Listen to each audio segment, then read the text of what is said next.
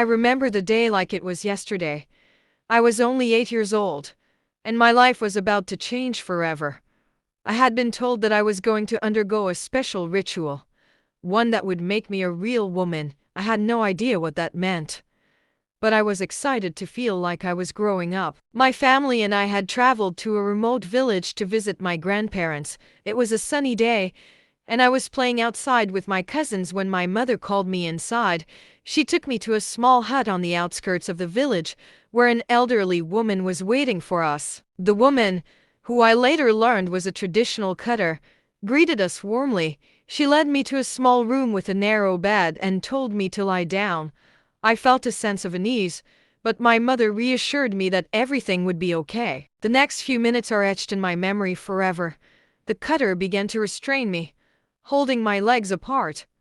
I felt a searing pain as she cut into my genital area. I screamed and tried to struggle, but it was no use. The pain was excruciating, and I felt like I was going to pass out.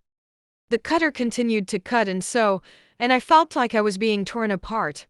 I was crying and begging her to stop, but she just kept telling me to be strong. My mother was standing outside, and I could hear her praying and chanting. When it was all over, I was left feeling broken and traumatized.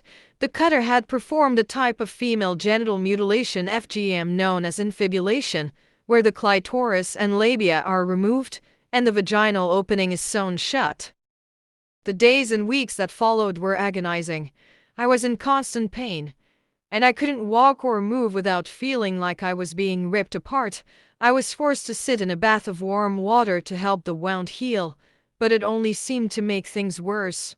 As I grew older, I began to realize the full extent of what had been done to me. I struggled with chronic pain, infections, and difficulty urinating. I felt like I had been robbed of my femininity and my dignity. But the physical pain was only half the battle. The emotional trauma I experienced was just as devastating. I felt ashamed and embarrassed about what had happened to me. I struggled to form relationships or talk about my feelings.